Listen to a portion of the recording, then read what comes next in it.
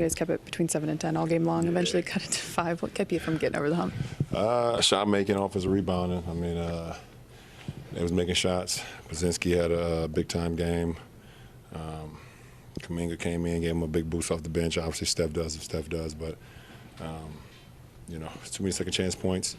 Couldn't get over that hump, like you said. Were you guys able to really find a rhythm in versus a team like this to not, if you weren't able to? What's the challenge of getting through that?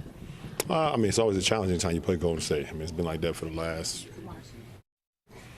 over a decade. So probably since like 2014, when they really started to get it going. So we know it's always a challenge against them. And keep you off balance all game, and you just got to try to figure it out, which we did. We did offensively. We were really good, especially in the second half. We had 69 points in the second half. That was not the reason we weren't able to win. There was that stretch at the end of the first, going into midway through the second, where I think you guys missed 13 or 14 shots. What were you seeing during that stretch from you guys offensively, and what did you guys correct in the second half? No, we just missed. I mean, sometimes it's a make or miss league. I mean, we was getting some really good looks. We just weren't able to make at that point in time, and they were able to make, and that's how they was able to build up that 13-point lead at half. As you continue to work your way back after the absence from the groin, do you feel like the second half tonight was one of the kind of a segment of the game you can point to, like I feel like I did pre-Boston? That was the best I felt before the injury, for sure. I just tried to press, get downhill. My rhythm as far as my jump shot felt pretty good today. Obviously, I've been shooting from the free throw line extremely well as of late, but it's probably the best physically I felt, so hopefully I can build off of that. Do you have a plan yet for tomorrow at this point? I would like to get a good night's rest first, hopefully. We'll figure that out tomorrow. The way all these teams are so bunched in this playoff race, how difficult is each loss to take at this stage? Well, you got to win. I mean, at the end of the day, you want to win every game. If you don't, I mean, listen, we put ourselves in a position where we can,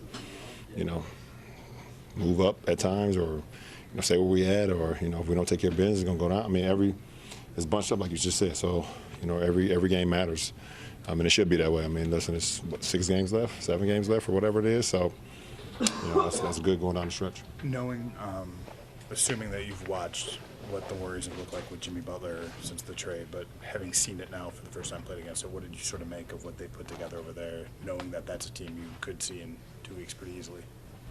I mean, I've been a part of them making big acquisitions to change their dynamic of their team before.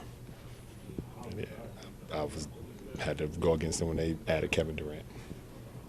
So, I mean, Jimmy Butler is great, and he adds a toughness to him. He adds a championship DNA type of guy. But it's always the same. They always figure it out. They always add somebody that makes them dynamic. What's sort of the balance for you, Luka, and Austin, as good as you guys are in terms of freelance and getting kind of what you want to get through attack, one-on-one attacks, versus like getting into more organized stuff? Like, where's that, I guess, on the process for you guys in terms of knowing what each other's going to do and when you're going to do it? Well, I think the beauty of our game is not always knowing what we're going to do, in the sense of that's what makes us dynamic, us as individuals, being able to keep guys off balance, even keep your own teammates off balance sometimes, and it's always just stay ready. AR is great offensively. Obviously, the Don is great offensively. I can sprinkle in a little bit offensively as well from time to time, but we understand that being organized is always is important, not just for us three, but it's for the other guys. It's for our guys. It's for Dodo. It's for Gabe and Jackson, Rui. Goody. Doe. Everybody else. That's what the organization point is all about. Because we can do what we do. We can freelance as much as we want, and still it looks great at times. So, but the organization has to be for the rest of the guys, and we understand that. We know that we got to put guys in a position to be successful. You mentioned the Warriors being tough since 2014. Draymond has been very outspoken about how much of a chance he believes that they have this year. Now that you've seen them up close with this version, how much of a formidable foe do you think they're going to be in the West from here on out the rest of this year? I have no idea. I can't answer that question. I got to worry about us.